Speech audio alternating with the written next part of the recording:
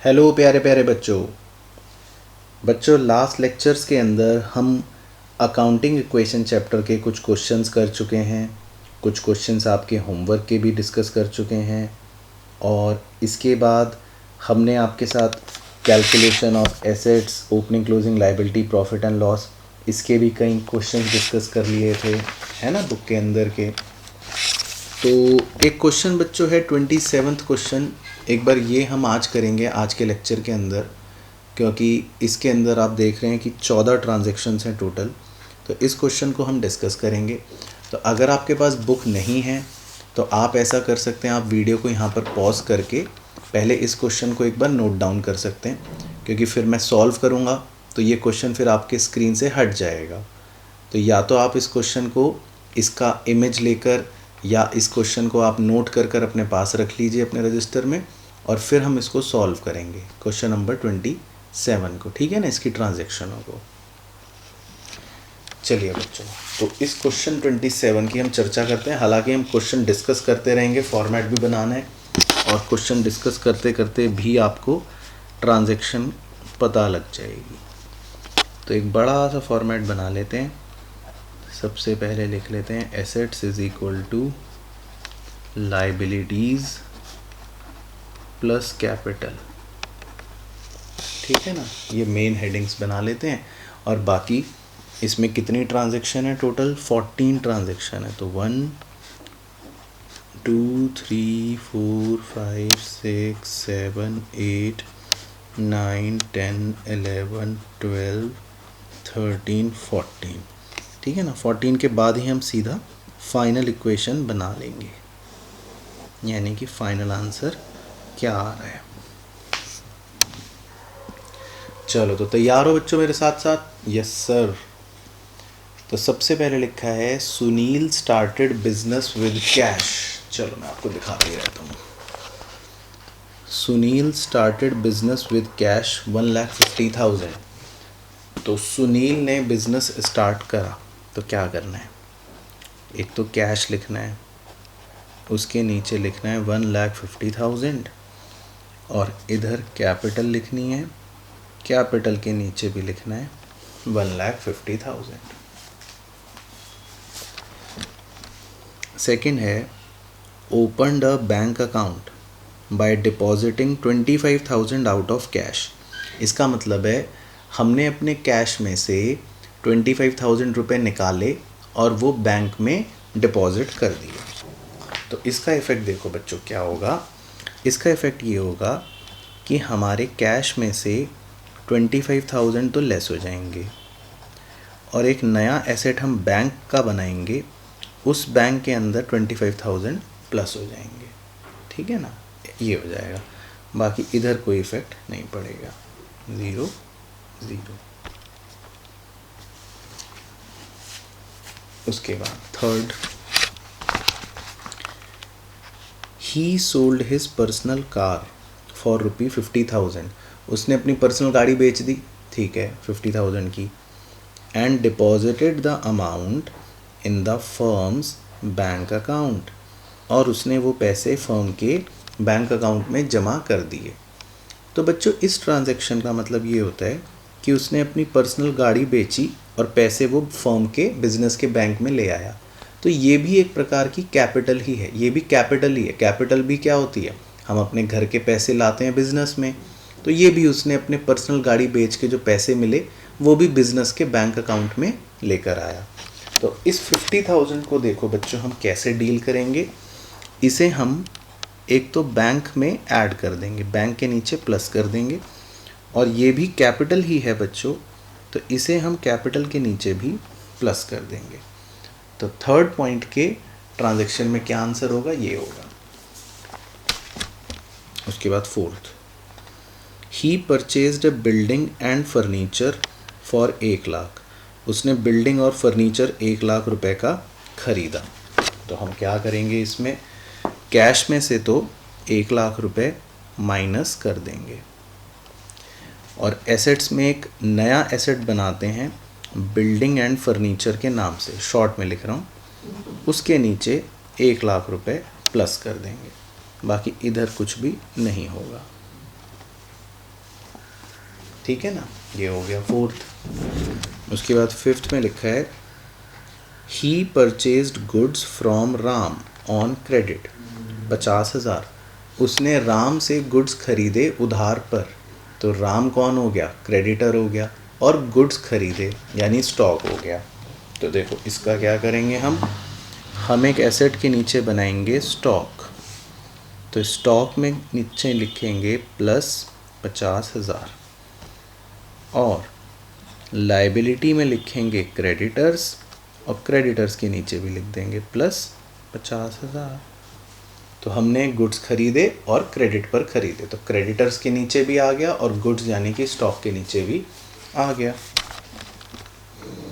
उसके बाद ही paid cartridge, cartridge मतलब एक एक्सपेंस होता है ना, प्रिंटिंग एंड कार्टेज वाले। तो ये छोटे मोटे खर्चे हमने पे करे 500 रुपये के। तो ही पेड कार्टेज का क्या इफ़ेक्ट होगा, देखो बच्चों, हम अपने कैश में से 500 रुपये माइनस कर देंगे और ये एक्सपेंस है तो कैपिटल में से भी माइनस कर देंगे। उसके बाद seventh, he sold to Shyam on credit, उसने शाम को क्रेडिट पर बेचा, तो यानी कि शाम कौन हो गया, डेटर। गुड्स कॉस्टिंग 6,000, 6,000 के गुड्स बेचे फॉर 9,000। याद करो पॉइंट्स, 6,000 रुपये के गुड्स बेचे 9,000 में, तो कितना प्रॉफिट हो रहा है, 3,000 का। तो देखो इसको देखो ध्यान से, इसमें बच्चे गलती करते हैं, इस पॉइंट में बच्चे गलती करते हैं। आपको स्टॉक में से तो 6,000 माइनस करने हैं और डेटर के नीचे 9,000 प्लस करने हैं, और जो 3,000 प्रॉफिट हुआ वो कैपिटल में प्लस करना है। तो इसमें ये बातें होंगी, 3 बातें होंगी, स्टॉक में से 6,000 माइनस और डेटर के नीचे 9,000 प्लस, और प्रॉफिट जो हुआ वो कैपिटल में प्लस 3,000। तो ये पॉइंट इम्पोर्टेंट था 7। तो थर्ड भी अच्छा पॉइंट, 7th भी बच्चे जो गलती करते हैं वो वाला पॉइंट। 8th ये भी इम्पॉर्टेंट है, रिसीव्ड रेंट फ्रॉम टेनेंट्स, इस बार हमें रेंट मिला, पैसे मिले, इनकम हो गई 1,000। तो रिसीव्ड रेंट में हम ये लिखेंगे, हम कैश में प्लस करेंगे 1,000 और ये हमारी इनकम हो गई, तो कैपिटल में भी प्लस करेंगे 1,000। ठीक है ना, ये हो गया। उसके बाद 9th, ये ज़्यादा इम्पॉर्टेंट है, received security deposit from tenants, इस बार हमें सिक्योरिटी डिपॉजिट्स मिले। बच्चों सिक्योरिटी डिपॉजिट्स जो हमें मिलते हैं ना, ये इनकम नहीं होती हमारी, ये हमें ना बाद में वापस भी करने पड़ते हैं अपने किराएदार को, टेनेंट्स को। तो सिक्योरिटी डिपॉजिट जो हमें मिलता है बच्चों, ये it is not our income, ये इनकम नहीं है, ध्यान रखना, ये इनकम नहीं है। अगर आप में से कुछ बच्चे शायद देखे हों कभी लैंडलॉर्ड मतलब मकान मालिक या टेनेंट का रिलेशन, तो लैंडलॉर्ड रेंट तो लेता ही है, साथ में कुछ सिक्योरिटी भी लेता है, लेकिन सिक्योरिटी के पैसे मकान खाली करने पर वापस करने पड़ते हैं। तो ये जो सिक्योरिटी डिपॉजिट हमने लिया अपने किराएदारों से, ये इनकम नहीं होता बच्चों, ये हमारी एक लायबिलिटी है। हमने आज ले लिया लेकिन हमें वापस करना पड़ेगा, ये 1500, ये हमने आज ले लिया लेकिन वापस करना पड़ेगा बच्चों 1500। तो सिक्योरिटी डिपॉजिट जो रिसीव हुआ, अब उसको ध्यान से देखना, उसको हम कैश में प्लस करेंगे क्योंकि पैसे रिसीव हुए, लेकिन ये इनकम नहीं है, ध्यान रखना, इट इज़ नॉट इनकम, मैं यहाँ नहीं लिखूँगा, ये मेरी लाइबिलिटी है। तो लाइबिलिटीज़ में मैं एक नया हेडिंग बना दूंगा, सिक्योरिटी डिपॉजिट, और उसके नीचे लिखूँगा प्लस 1500। तो ये है ना याद करने वाला इंपॉर्टेंट पॉइंट, बच्चे गलती कर सकते हैं। तो सिक्योरिटी डिपॉजिट मिला वो लाइबिलिटी होती है। उसके बाद 10th, purchased stationery for cash, हमने कुछ पेंसिल पेन खरीद लिए, छोटा मोटा खर्चा स्टेशनरी का 100 रुपये का। तो परचेज्ड स्टेशनरी 100 रुपये की, तो क्या करेंगे, कैश में से 100 रुपये माइनस, और ये एक एक्सपेंस है तो कैपिटल में से भी 100 रुपये माइनस, खर्चा हो गया छोटा मोटा। उसके बाद 11th, इन्वेस्टेड, मतलब आपने अपने पैसे को कहीं पर इन्वेस्ट करा, पैसे दिए किसी को, इन शेयर्स, शेयर्स में करा इन्वेस्ट। पर्सनल यानी कि ये आपकी ड्राइंग्स है, यानी कि आपका पर्सनल एक्सपेंस है। तो आपने बिजनेस के पैसों को अपने घर के कामकाज यानी पर्सनल कामकाज में इन्वेस्ट करा, लगाया 50,000। तो ये एक तरह से ड्राइंग्स हो गई इनडायरेक्टली। तो ड्राइंग्स में हम क्या करते हैं, याद करो, ड्राइंग्स में हम क्या करेंगे, देखो बच्चों, कैश में से भी माइनस करेंगे और कैपिटल में से भी माइनस करेंगे। तो ड्राइंग्स क्या करना है, कैश में से भी माइनस करना है और कैपिटल में से भी माइनस करना है। उसके बाद 12th, received interest in cash. हमें इंटरेस्ट मिला, तो हमें इंटरेस्ट मिला कैश में, तो ये बच्चों हमें इंटरेस्ट मिला 200 रुपये, तो कैश में प्लस कर लो। और ये हमारी इनकम है ना, 200 रुपये हमें मिले इंटरेस्ट के, ब्याज के, तो इनकम है, कैपिटल में प्लस कर लो। उसके बाद 13, इंट्रोड्यूस्ड फ्रेश कैपिटल। हमने और कैपिटल इंट्रोड्यूस करी, तो ये तो फर्स्ट पॉइंट की तरह ही है, इंट्रोड्यूस्ड कैपिटल 25,000 और कैपिटल इंट्रोड्यूस करी, तो कैश में 25,000 प्लस कर लो और कैपिटल में भी 25,000 प्लस कर लो, तो इंट्रोड्यूस फ्रेश कैपिटल। और उसके बाद 14th, ये इम्पॉर्टेंट है, star, goods destroyed by fire. आपके गुड्स थे, सामान, वो जल गया, तो सामान जल गया 500 रुपये का, ठीक है ना। तो देखो इसके इफेक्ट ध्यान से देखना है, सामान जल गया, तो सामान कहाँ है, ये स्टॉक मतलब गुड्स, तो गुड्स के नीचे से तो आप माइनस कर दो, क्योंकि 500 रुपये का सामान जल गया, गुड्स ख़त्म हो गए, जल गए, और ये हमारा नुकसान हो गया बच्चों, ओ गॉड। तो कैपिटल में से भी 500 रुपये माइनस कर दो, नुकसान हो गया। तो ये था बच्चों पूरा का पूरा क्वेश्चन। आई होप इससे आपको और क्लैरिटी हो गई होगी। अब मैं कैश का प्लस माइनस करके आंसर निकाल रहा हूँ कि कैश का आंसर क्या आएगा। तो कैश का आंसर आएगा 1,50,000 minus 25 minus 1,00,000 minus 500 plus 1,000 plus 1,500 minus 100 minus 50,000 plus 200 plus 25,000, यानी 2100 आएगा। तो कैश के नीचे लिखेंगे फाइनली 2100, बैंक के नीचे आ जाएगा 75,000, उसके बाद बिल्डिंग एंड फर्नीचर के नीचे आ जाएगा 1,00,000, स्टॉक के नीचे आ जाएगा 43,500 और डेटर के नीचे आ जाएगा 9,000, ठीक है ना। तो थोड़ा सा अलाइनमेंट शिफ्ट हो गया, बट आप समझ गए होंगे।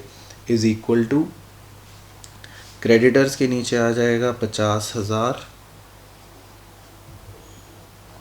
सिक्योरिटी डिपॉजिट के नीचे आ जाएगा 1,500 और कैपिटल के नीचे आएगा, वो निकाल लेते हैं, कैपिटल के नीचे आएगा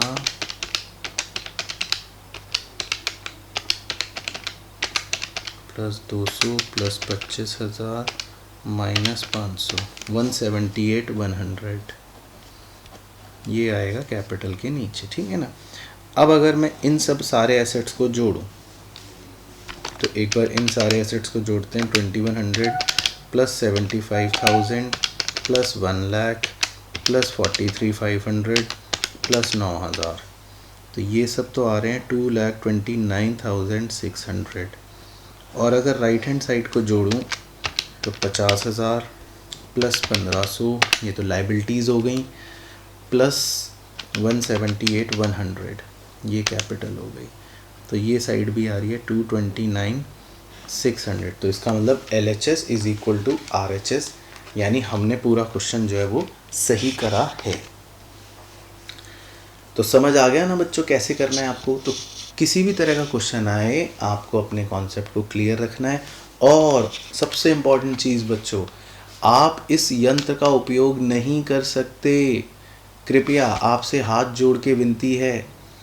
कई बच्चे 11th में ही कैलकुलेटर का मोबाइल पर उपयोग करना शुरू कर देते हैं। बच्चों बहुत गलत आदत लग जाएगी, एग्ज़ाम में अलाउ नहीं होता, आपकी बिल्कुल स्पीड की प्रैक्टिस नहीं हो पाएगी। अभी तो ये मदद कर देगा आपको। होता है ना भाई, एक बुरी चीज़ की लत लग गई और जब वो चीज़ आपको एग्ज़ाम में मिलेगी नहीं तो आपके हाथ कांपने शुरू हो जाएंगे कि अरे मैं जोड़ूं कैसे, ये आएगा कितना। 2+2 होने में आपसे 5 मिनट निकल जाएंगे। तो आपको बच्चों ये यंत्र बिल्कुल इस्तेमाल नहीं करना है। ये यंत्र सिर्फ 12th के बाद ही अलाउड है।